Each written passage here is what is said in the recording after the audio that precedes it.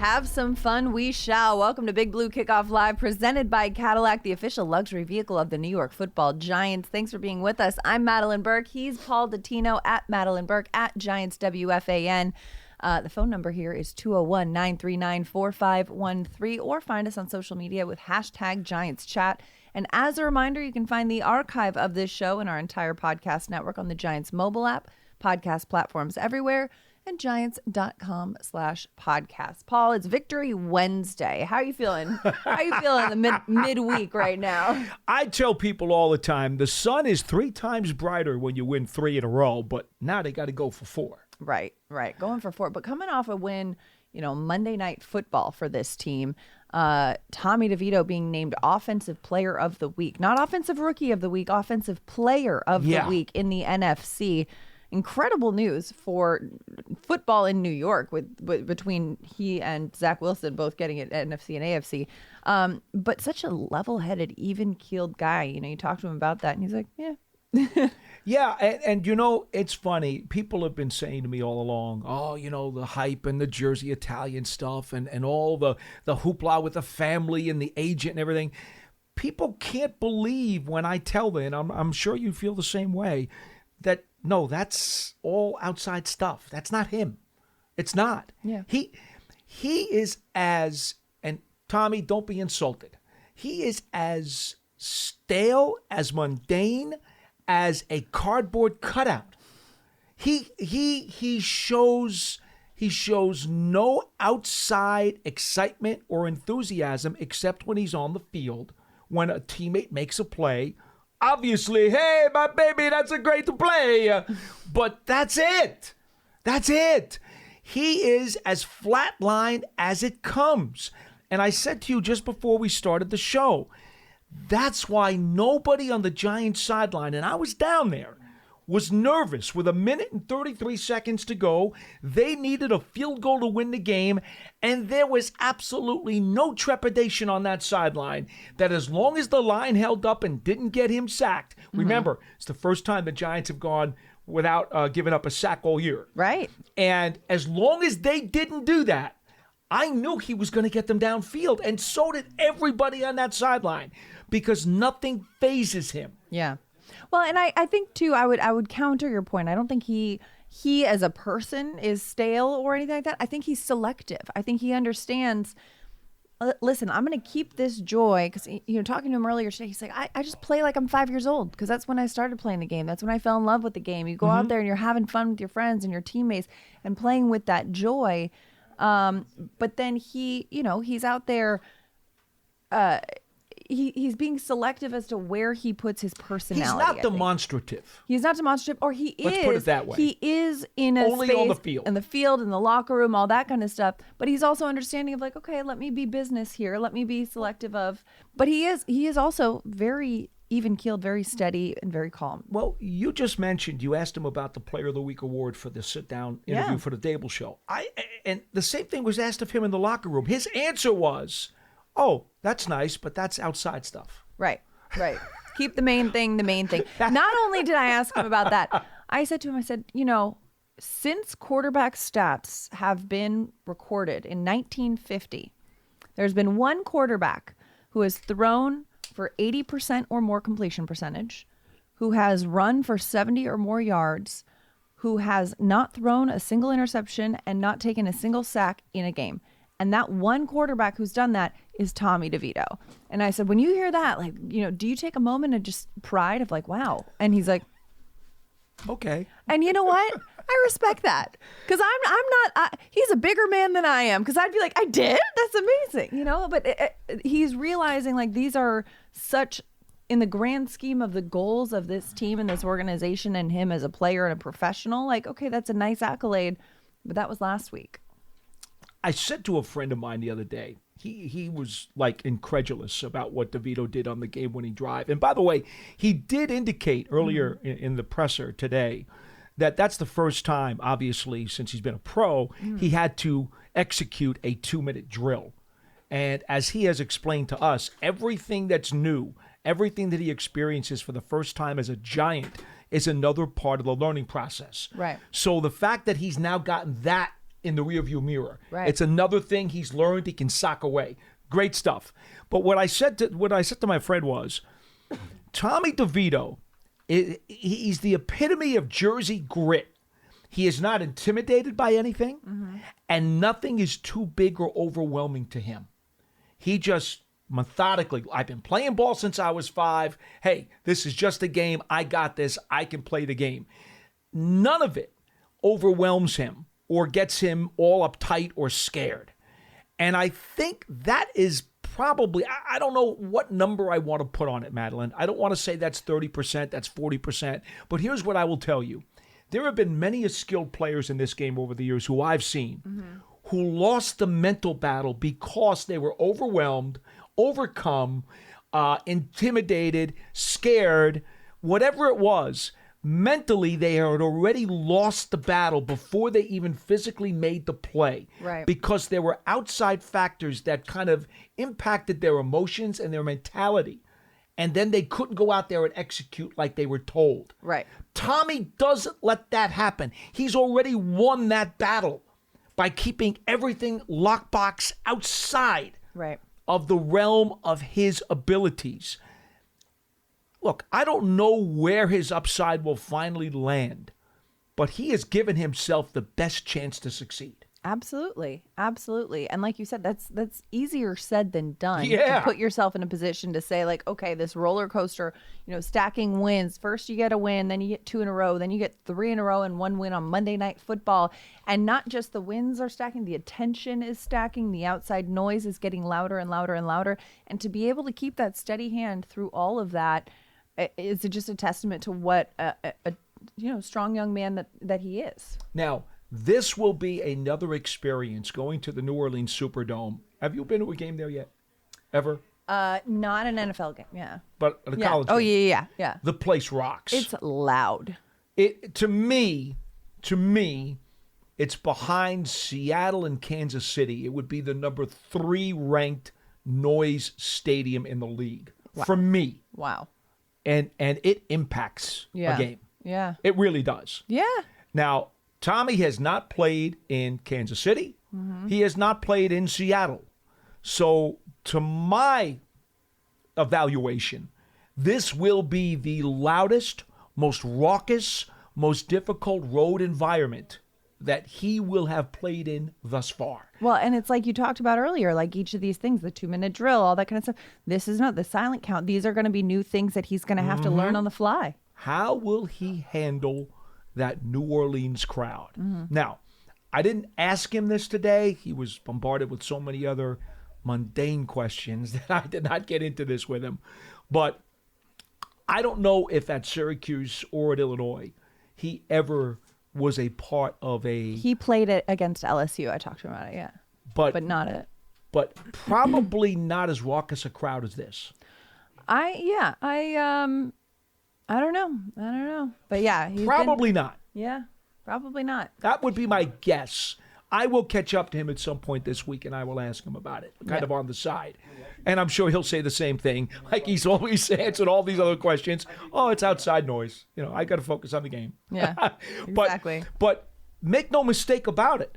That is a challenge. That is another learning experience. And consider this.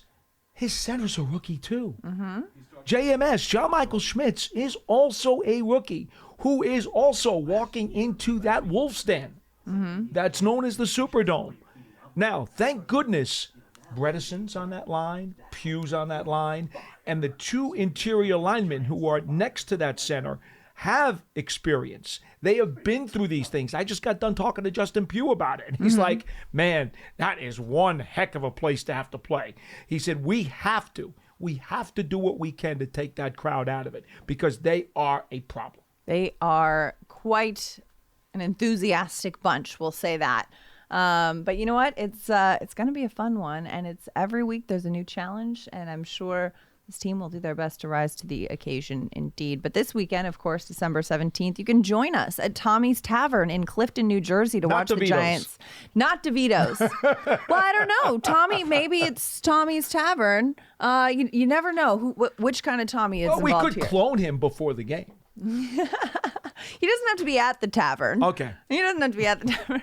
Join us at Tommy's Tavern in Clifton, New Jersey to watch the Giants take on New Orleans. Enjoy Modelo drink specials, meet a Giants legend, and enter a raffle to win game tickets and more. Visit giants.com/bar network to learn more. 201-939-4513 is the phone number. The phone lines are lighting up. Paul, should we take some of these callers? Let's go. Let's go to line one where Coach Marvin in Delaware is on the line. Coach Marvin, pleasure to hear from you on a Wednesday. How you doing, Madeline and Paul? Doing well. All right, Coach. Doing well. How are you, Coach? Did we lose you? There he is. Can you hear me? Got you. Oh, how you doing, Madeline and Paul? Doing well. How are you, Coach?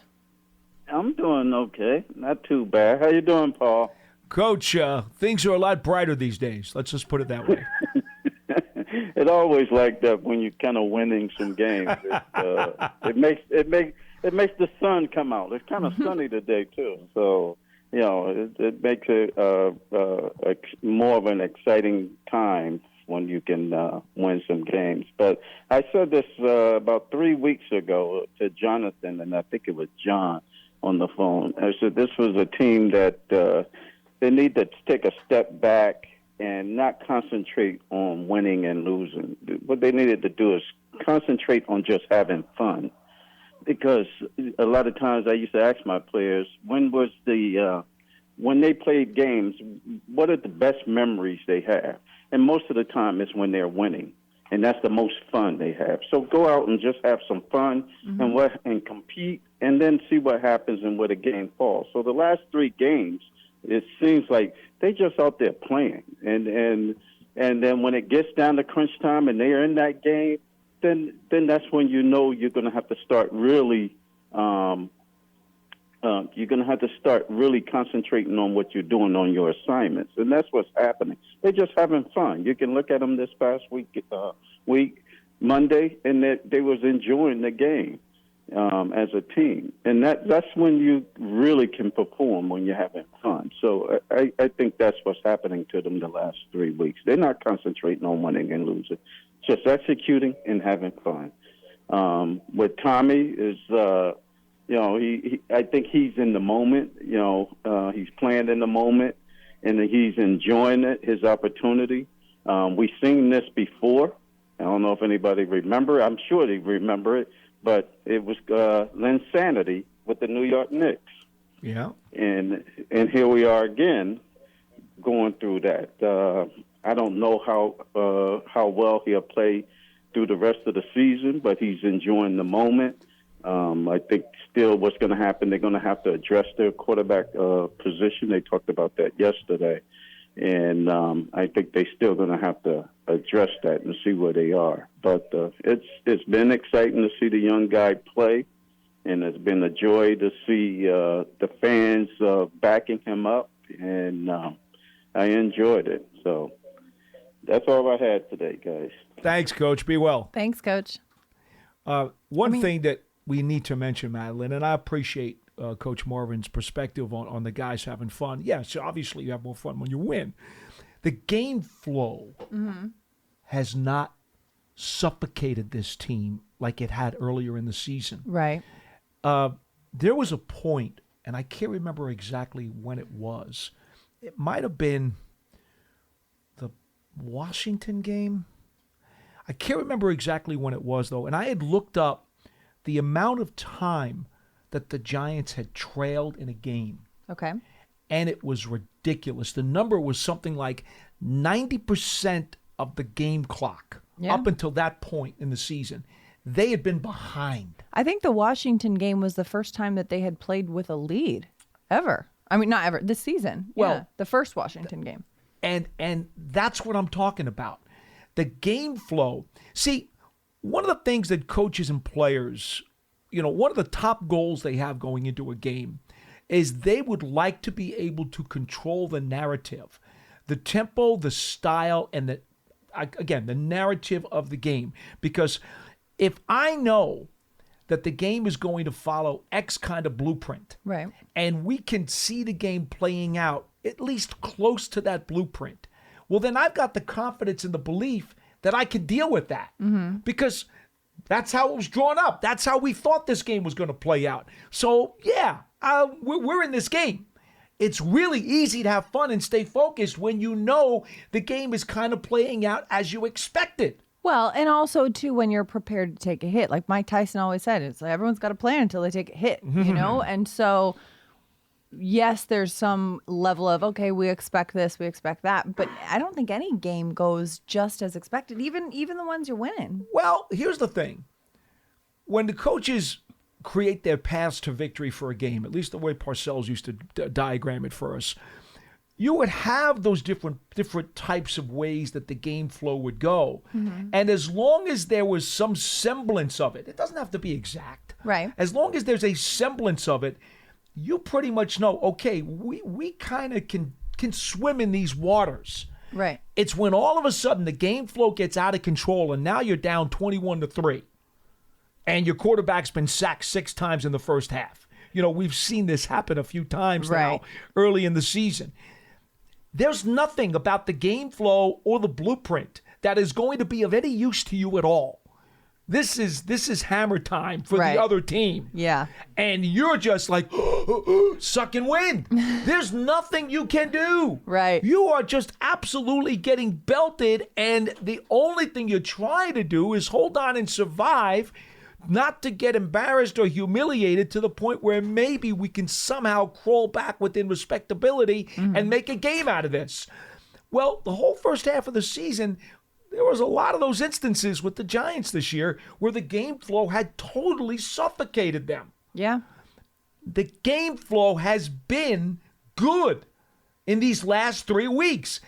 I had the Giants winning this game 20-17. The game flow went pretty much exactly as I diagrammed it.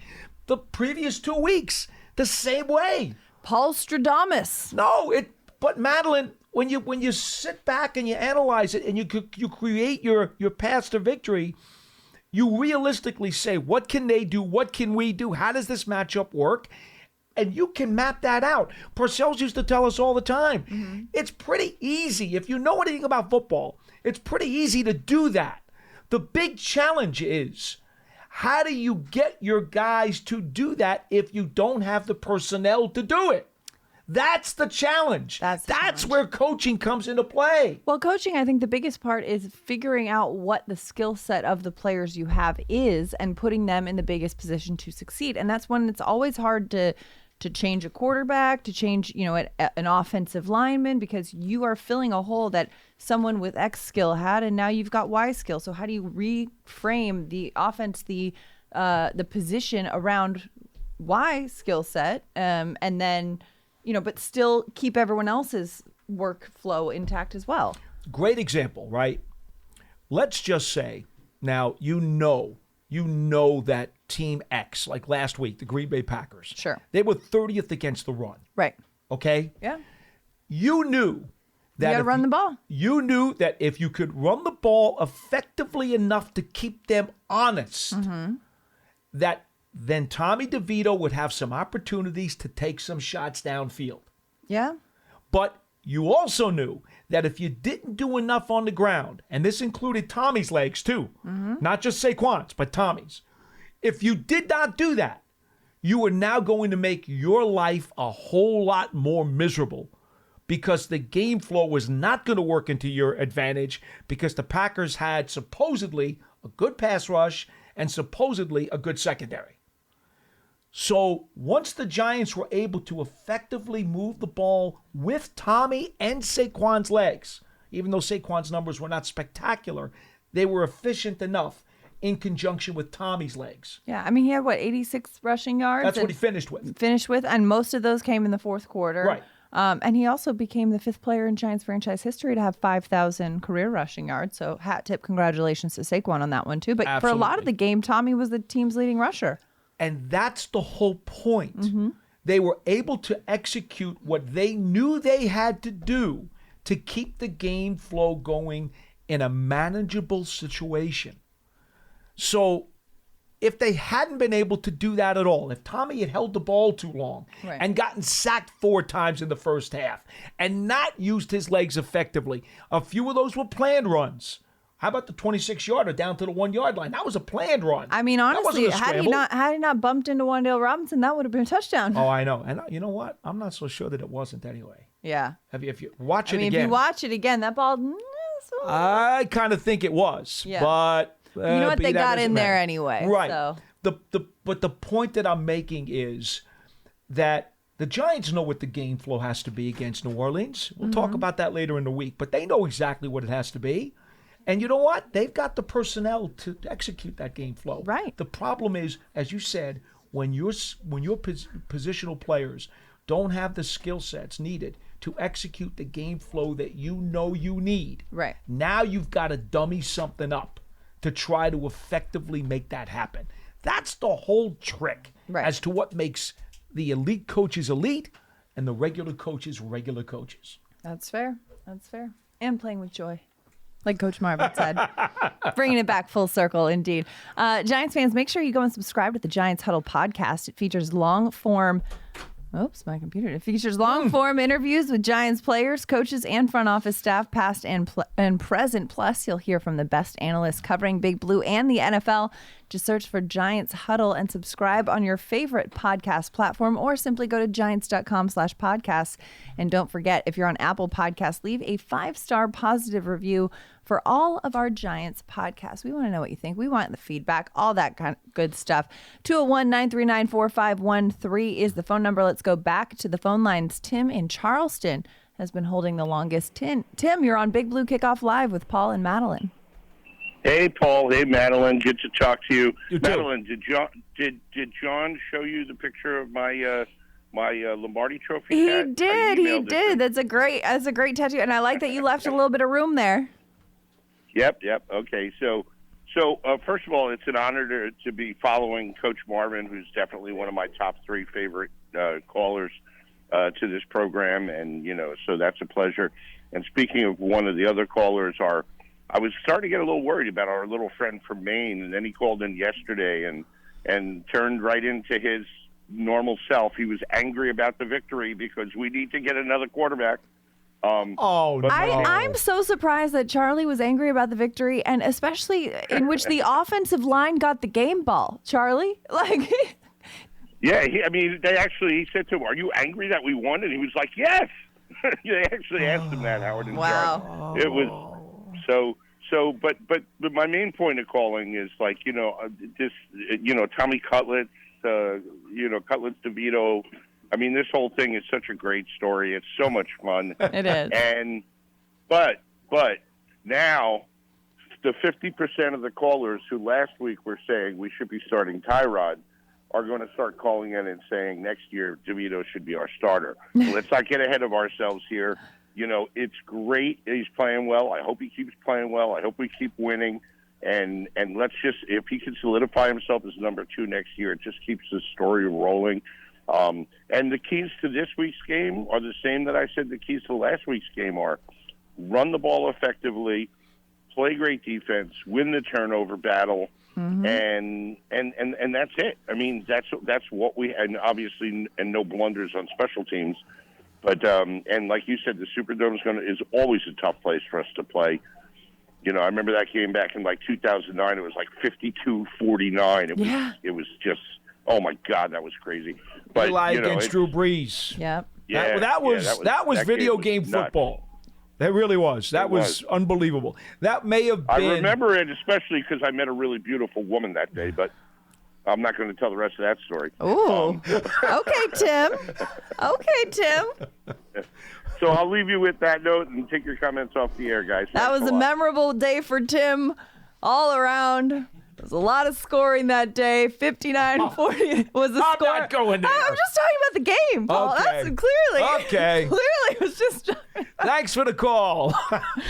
Lots of great success right there. The Superdome has been a house of horrors for the Giants for years. Their last 5 trips down there, they gave up more than 40 points on 3 occasions. Now, those were the Sean Payton New Orleans Saints. Not the case anymore. Right. The Dennis Allen New Orleans Saints is a different bunch. And I would hope I would hope. I mean, after they only had 207 yards of total offense last week against the Panthers. Right. Still were able to put some points on the board despite that. Yeah. But that was their worst output since the Ditka era. So, they're having a lot of trouble. Derek Carr, who is, one of my faves over the years. I've always been a big Derek Carr fan. He has been getting battered and beaten up, and he's been playing hurt virtually the whole season. And the ironic part about this is we were talking about the crowd before. Right. The Saints' home fans have been booing him and their offense for their perceived lack of production, not understanding that, Carr has been fighting injury, just trying to do everything he can to stay on the field. Now, I get it, all right? Maybe they thought that when he came to New Orleans, he was going to immediately elevate them to a division title and a potential, deep playoff run. And right now, they're really fighting for a wild card spot. So maybe to them, their expectations have not been met, and they're taking it out on him. But, look, this guy can play. If you for 1 second fall asleep on that offense with Kamara, and, Jimmy Graham having a resurgence. He's had a touchdown in each of the last 2 games. Is he older than me? Might be. No, actually, he's Unclear. not. No. He's a young pup, but He is. But yes, in his second stint in New Orleans, all of a sudden he's made some plays lately. But between Olave and Thomas and Kamara and Carr, heck, you cannot fall asleep on this team. Olave is knocking on the door of his first 1,000-yard season right now. And that offense, they've got some things going for them. But I do agree with what Tim said, too. And, what we've been talking about is the key to this game is really running the ball. I mean, Miles Sanders just coming off of a season-high rushing performance right there. This team, while the Saints' defense is tough against the pass, they are league leaders in holding opposing quarterbacks to the lowest passer rating throughout the league. And so, they put a lot of pressure on the quarterback. The passing game is hard, but the run game, they allow 132 yards per game. So, yeah. I would try to approach the game a little differently, though, than I approached last week's game against Green Bay, because it is a road game. Okay, it is a road game. You will have to use the silent count. You will have to have tremendous continuity on the offensive line. I'll be frank with you. I think if the Saints were up here this weekend, I'd feel really good about the Giants winning the game. But to your point about the offensive line, like the continuity has been there the last couple of games. It's been better. It's been improving steadily. I mean, the Giants were in a flea flicker last week, and it worked. So I know. Yeah. I know. They call it. Look, the coaches did a great job. They did a great job. Week. Yeah. I would be a bit more. Yes, the Giants do have to maintain their balance. There's no doubt. But that you always really want to maintain your balance every week anyway. I would say, for me, what I would like to do is probably use a little bit more quick passing game in this one, as opposed to just having to run the ball for 140 yards or whatever it is. I mean, they ran for over 200 last week against the Pack. Again, using DeVito's legs he had over 70 himself. Okay. I would try to use a little bit more quick game, because I think that's what the Saints are it's going to knock them off balance. They're going to be looking at Saquon and saying, listen, much like the Packers did earlier in the game last week, and they were fairly effective in doing so, they're going to stack it.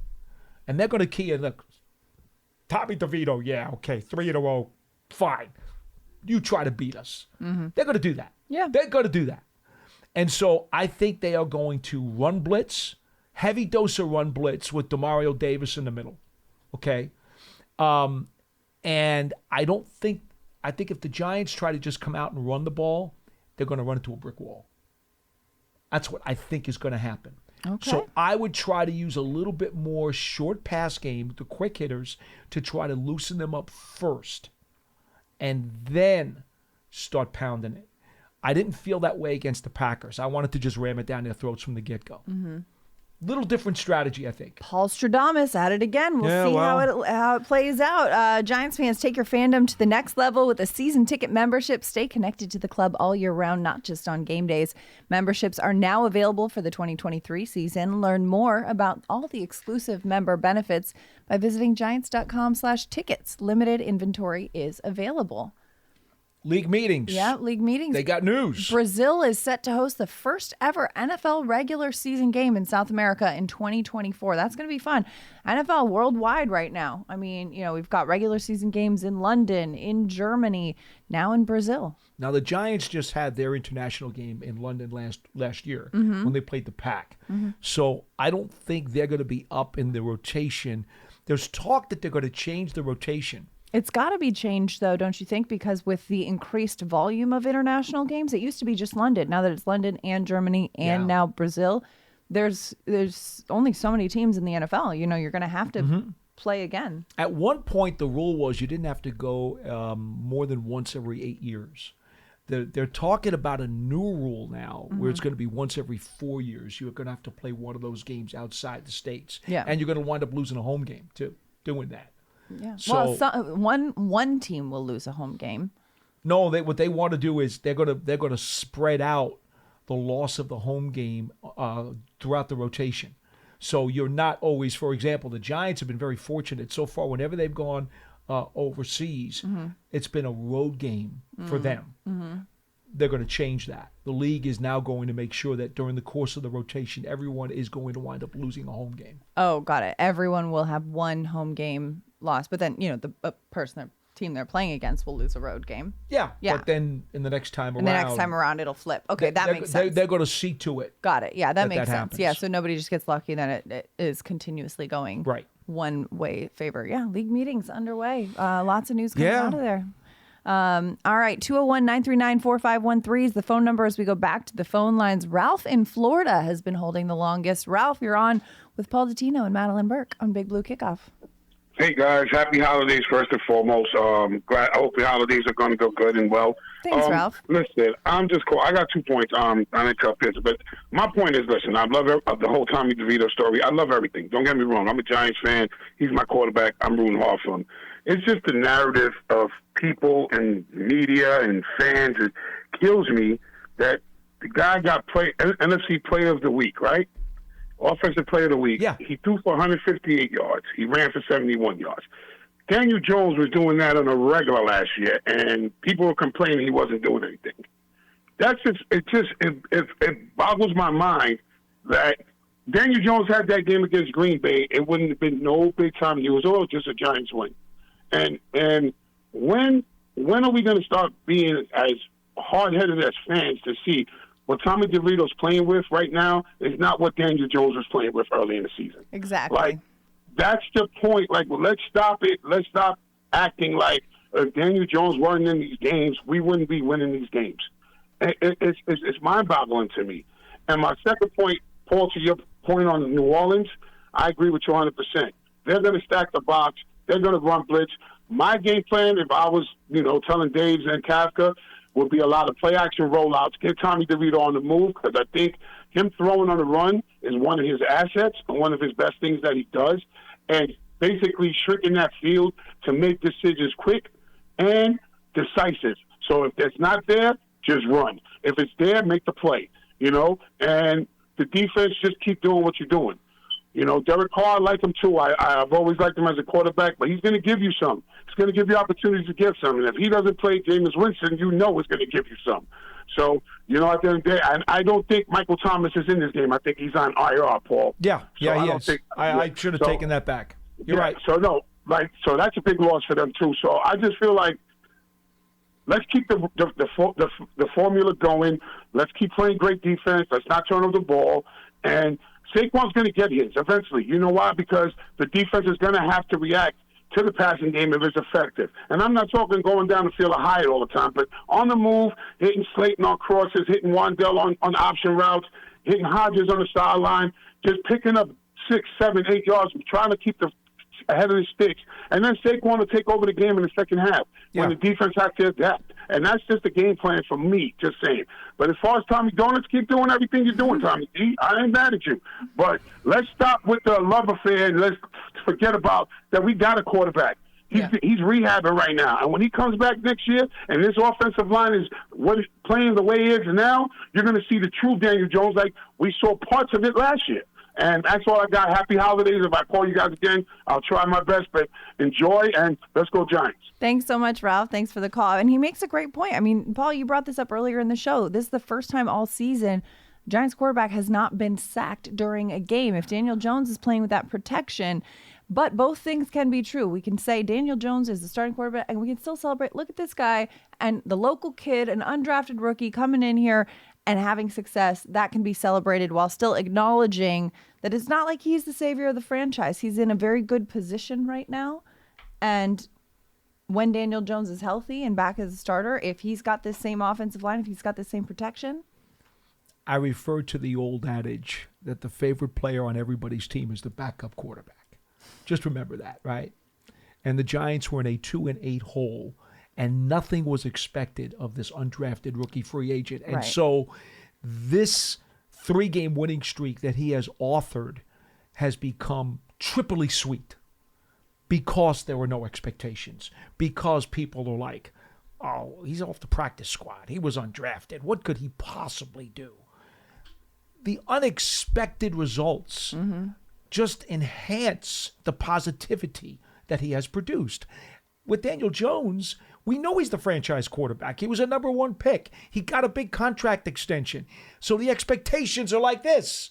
And then when you don't get that, for whatever reason, and a lot of them were not Daniel's fault, you have disgruntled people. And so it's exactly the opposite of what you're going to have with Tommy. Now, one thing Ralph said, I don't want to let this point go, because Ralph, you made an astute observation about using rollouts. Now, when you use rollouts, the only danger is you cut off half the field. Remember that.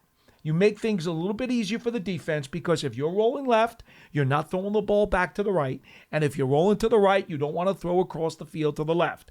So you do make things a little bit easier for the defense in terms of their coverage.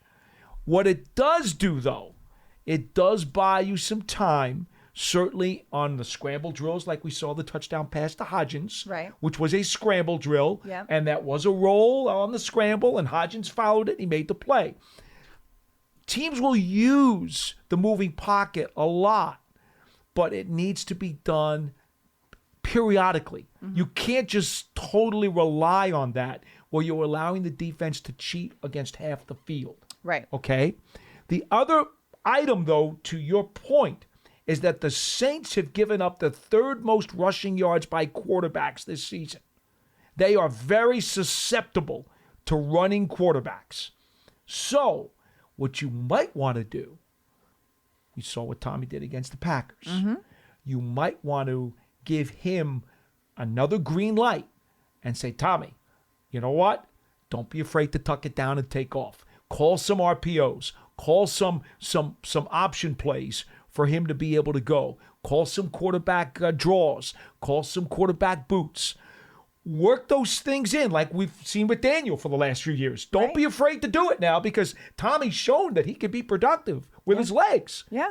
So I kind of like that in that regard. I'm all for letting Tommy move some, but I don't want to just rely too heavily on rollouts. Right. Yeah. Well, you got to have a diversified portfolio in any regard. Yeah. Yeah. Giants fans, the 2023 NFL schedule is officially out and single game tickets are on sale now. Don't miss the Giants at MetLife Stadium this season. Visit giants.com/tickets to secure your seat. 201-939-4513. As we go back to the phone lines, Joe in Pennsylvania is on line 3. Joe, you're on Big Blue Kickoff Live with Madeline and Paul. Hi, Marilyn. I think you did a good job. I seen you on the podcast on the Green Bay one there. You did a good job. There's a D in that name, just so you know. Thanks, Joe. Madeline, but thank you. All good. Hey, Paulie, is Tommy and his agent, I heard they're your cousins. No relation. None at all. No. None at all. Do you know his agent? I know of him. I've never met him, but I know of him. You know, his agent was a standout football player at Marist. So I've been told. Yeah. Yeah, well, yeah. He's also quite the dresser. Yeah, I don't want to wake up from this Cinderella story. This is something, you know. They said they were showing his family more in the stand than Taylor Swift. You know what I mean? And I said the other day when I said I thought it looked like scenes from Rudy showing up in the stands there, their fans, It's wild. It's great, It is. I just hope it can continue. I think a big thing too, Paul. If Waller could come back, with some quick hitters, you know what I mean? A big target like that would be nice too. He's working out with the trainers on his own right now, and Coach said today they really didn't have a good gauge on whether or not he'd be available this weekend. So I'm with you. I think, boy, wouldn't that be wonderful? But I just don't know if he's going to play against the Saints. Yeah, going 2 tight ends. I guess they did go some 2 tight ends with Cager there. Yeah. He had a couple of good blocks, too, which for Cager, that's not his forte. Yeah, so one thing I wanted to say there, I did see that they will gave the game ball to the offensive line, so they're playing better. Now, I don't know if Neal is our tackle is going to be able to play. If he is, do you change that offensive line, Paul, or boy, if he's there? That's a good question. You want to vote on this? That's a tough one. If it's not broke, but again, Evan Neal is. Yeah, I think you want to learn about him too. Yeah. Coach said he was going to. Today they basically did a walkthrough. Okay, they were in the field house. They did basically just a walkthrough today. This was not a regular practice. He said that Neal was going to try to do something, but would be limited. Right. Did not know how much he was going to do. Yeah. They've got a few days left. I'll be honest with you. If it were me, and I'm not out there, I didn't see it because we were not allowed to watch the indoor practice, I would probably stay with the starting 5 and allow Tyree Phillips to play against the Saints and keep Evan Neal under wraps for one more week, if it were me. Mm-hmm. But I don't know all the details as to how Evan's feeling. Yeah, and I think it largely depends on how Evan's feeling, because at the end of the day, he is a guy who was drafted number 7 overall, who's got a lot of talent in him, has been banged up the majority of his professional career. Mm-hmm. So you'd like to see what a healthy Evan Neal can do. But the question is, how healthy is Evan Neal? And if they're thinking about, do we rush it back? No, take your time. I mean, they're good now. They're well, even if it was next week, you know what I mean. And the line plays good again this week.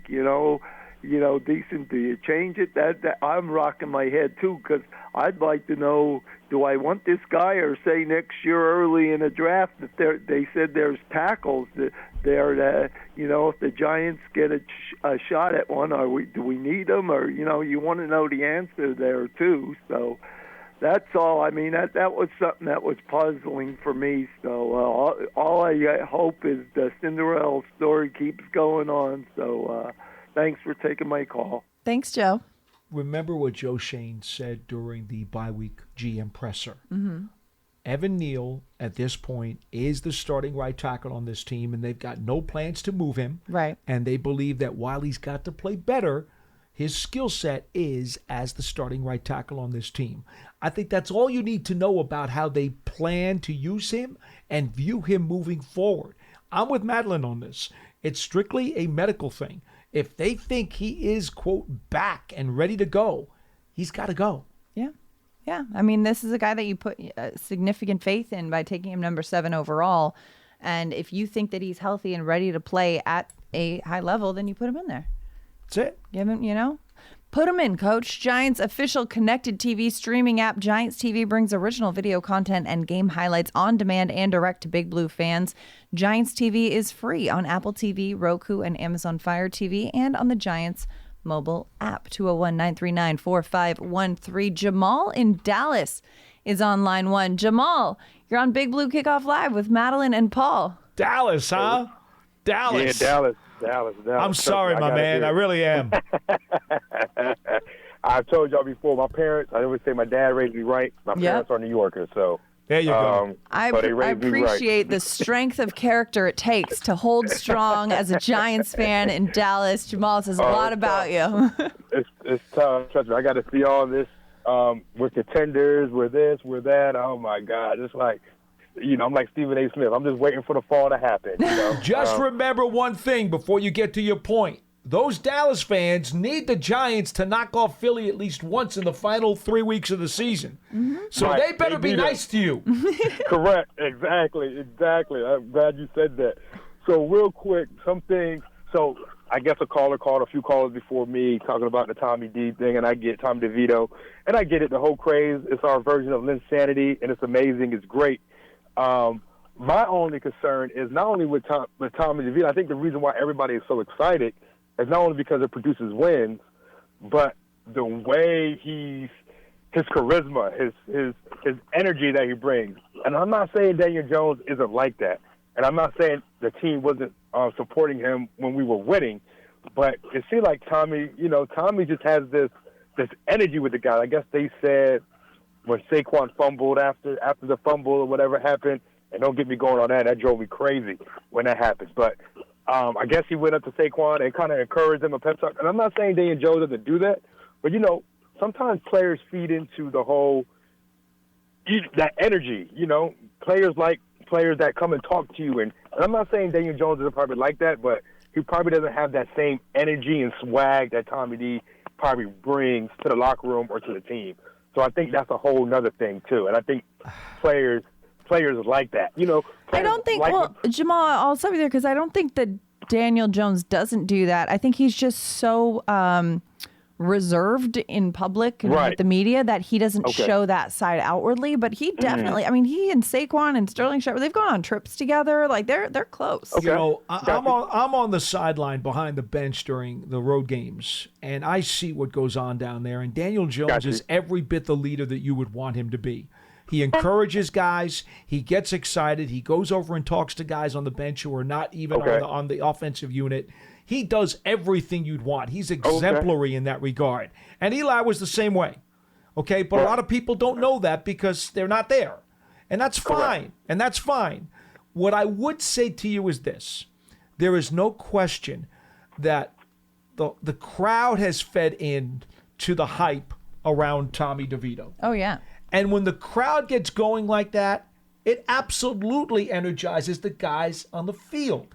That's just a natural phenomenon. That's what it's about when you're at the stadium at a live game. Mm-hmm. Now, if you were at the stadium last year when the Giants beat the Colts and clinched the playoff spot at home, the crowd was bonkers, and everybody was having a blast. And it was as loud as, or maybe more so than they were for Tommy the other day. And then when they went to Minnesota and they won the first round playoff game and Daniel Jones helped shut them all up, well, the Giants fans who were in that building, and there were plenty of them, they were out yelling the Vikings fans. So I submit to you evidence that this isn't so much about Tommy DeVito's personality as much as it is a general feel-good vibe when the team wins. But he does have some riz, so I'll give you that, Jamal. He's got something going for him. There's no doubt, and I'm not taking that away from him. Believe me, the man has oregano now. You got to love that. So my next point was now, there was some controversy out there in the media between Wink and Dable. I just hope, this is my biggest fear in the offseason, if we make this run, miss the playoffs, we win the next 2 games out of the next 4, whatever it is, right? We end on a positive note and lose to a lateral job. If we lose Wink to a lateral, I'll be very. We're losing you. You're cutting in and out, Jamal. Go ahead. Wait, you got you? Yes, I'm here. There we go. Can you hear me? Yeah, we got you now. Yeah, I would say I would be very disappointed with Dabs and the organization if we lose Wink, whether the speculation is true or not, that if we lose Wink to a lateral position. Now, promotion, I get it, but a lateral position, I would be like, all right, there's something there. Why does he want to leave us to take on the same role somewhere else? I will be a little concerned because I think what he has going on, our defense has been playing lights out the last couple of weeks. I think the guys are rallying behind him and supporting him. I just hope if there's any form of dysfunction between those two, that hopefully they could get past this with the way the defense is playing, and hopefully we don't lose Wink, because I think he's very instrumental in what is going on with our defense. I'll just say this. I agree with your statement. I don't think Wink Martindale is leaving for a lateral job. I don't think so. I would be flat out flabbergasted, shocked, stunned. I don't think that's happening. If there is a promotion in the works and somebody offers him a head coaching job, you couldn't blame him if he goes. That's what he's always wanted to do. Absolutely. Well, definitely. And I definitely want to take that from a person trying to move up, and that's great. I'd just be concerned, like, a lateral job? Like, I don't think you need to be. I just don't think you need to be. Okay. Also with the offense, so I want to talk about Evan Neal. So if Evan Neal is Neal is healthy this week, I'm going to say he has to not play, but he has to be in rotation.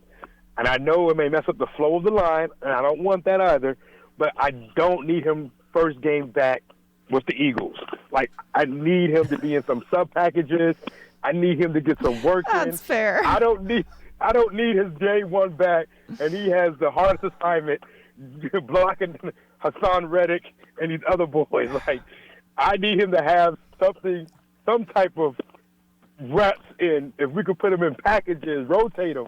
And I know that messes up the flow, but man, if he's healthy the following week, I would be like, come on, man, you could have moved it up a week earlier. I get you. Well, the traders are going to make that decision for him.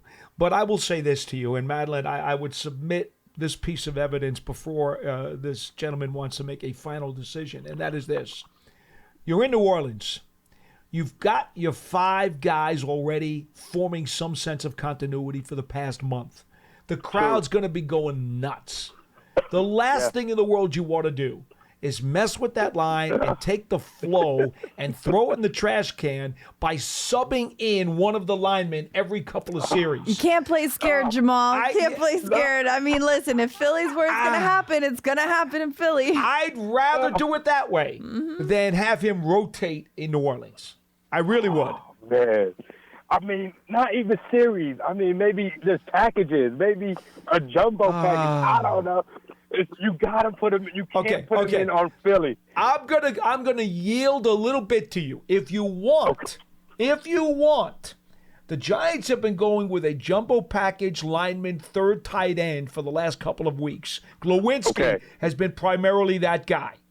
So if you want to, I'll let you put Neal in that spot if you want to just kind of spoon feed him in and get him 6 or 7 snaps during the game. Goal line. As the jumbo tight end. I'll let you do that. But I'm not. I don't think I'm pulling out Tyree Phillips right now at right tackle. Okay. But man, so that means if he is questionable this week and he doesn't play, that means next week is highly likely. And that's a big task. I know it is. But at the same time, if he's ready to go Sunday, and I don't think that he is, but if he is, you got to play him. Right. So you think he's ready this Sunday? You got to start him. At the moment, I think it's probably looking less likely that he will be able to play against New Orleans. But if he gets close and you want to spoon feed him as the jumbo tight end, that's fine. But if they're giving him the full green, he's got to play.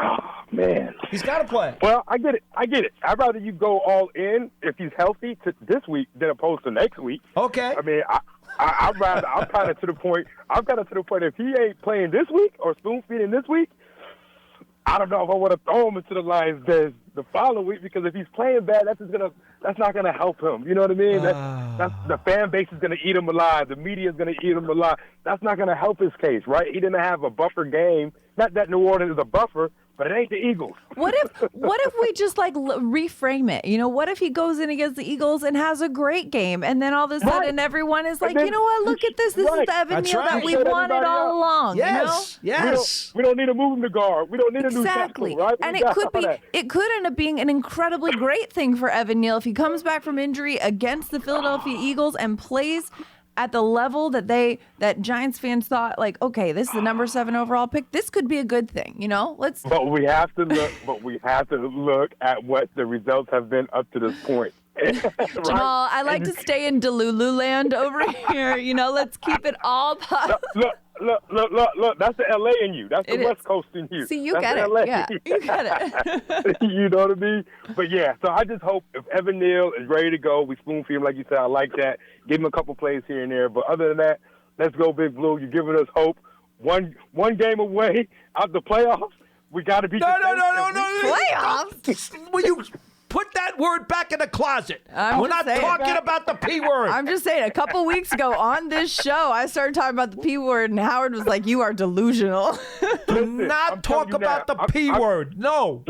Brian Dable will not let that happen. Look, I'm putting this right now. Mm-hmm. If we go to New Orleans and we come out with a win, I guarantee you this Eagle game is very, very winnable. Woo! If we come out of New Orleans with a W, that Eagles game is very, very winnable. I'm gonna put my stamp on that. I'm gonna pull a Tommy DeVito. I'm focused on this game and this game only. Steady hand right there. We'll talk to you next time. Thanks Thank so you. much for the call, Jamal. Great stuff as always. Jamal from Dallas. Oh, man. I mean, it's breaking out the P word. It's so much more fun when you can be a little delusional about things, right, Paul? Well, look. I like to stay in that place of like, let's just look at it. What's the best possible case scenario? I mean, yes, we can look at things and be like, oh, this could go terribly wrong. This could go terribly wrong. Brace for impact. Or what could go incredibly right? I think several weeks back, I had been on this program and I had said to folks with 9 games to go, for the Giants to have what I believe a successful season would be, is for them to go 5-4 over the final 9 games of the regular season, because we already knew that they had dug themselves such a big hole that, using the playoffs as the standard was not going to make much sense. Right. Okay? So I said, if they can get their starters back, and I was talking about, Barkley and Jones and Thomas, and Waller. If they got their full complement of guys, just go 5-4 over the rest of the schedule, and I could feel good about where the Giants were in 2023. Well, you think but back that to didn't the happen. start. You think back to the start of the season, though, Paul. I think when you're starting the season and you're looking at 2023, saying, "Okay, yes, last year was a bit of a flash in the pan, a bit of an anomaly. Not expecting this squad to go back and recreate that." But a lot of people were thinking about 7 wins was the number. About that range is somewhere that people thought that feels good, that feels right, that feels like the sweet spot. That's very much attainable of where this team could end up. Right now, yes. Right now. Yes. And it's been a journey to get there. There's been some lows and some highs and all that. But at the end of the season, when you look at the record and then you look back at the way that people were projecting the record and yes, it wasn't evenly spaced, but if that number is still around the same, you can't be disappointed. Well, I mean, considering the fact that, your franchise quarterback came back and then went down again. Right. Considering the fact that your starting left tackle went down in week 1, the left tackle that Brian Dable all training camp was saying, every position on this roster is open for competition except for left tackle. Right. That important. And their only proven 1,000-yard receiving threat, Darren Waller, has been out now for a month. Mm-hmm. I mean, this is since before the Raiders game. He went out. Remember, before the Raiders game, he couldn't even go back there and play the Raiders, his former team. I mean, he's the only guy on this roster who has caught 1,000 yards worth of passes in a given season. He is the other headache player in complement with Saquon Barkley. That is a huge loss. Yeah. You know what? They're figuring out a way week in and week out to do it.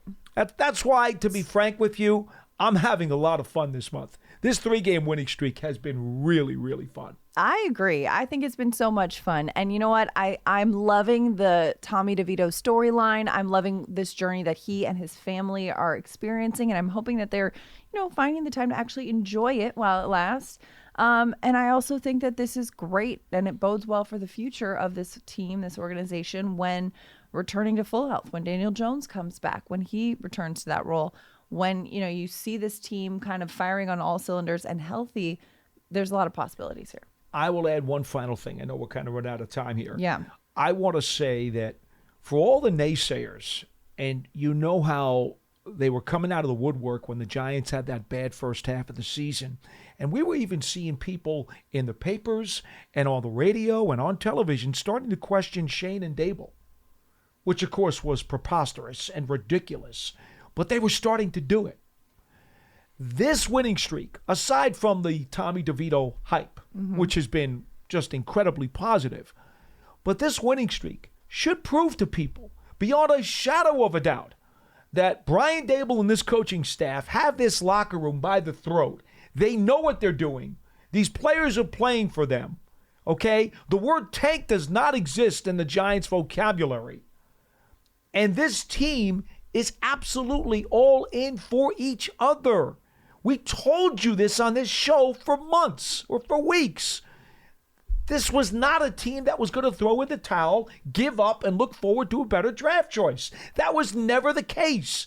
And these guys have gone out there, won 3 in a row, and proven to you guys, you skeptics out there, that that stuff was a bunch of malarkey.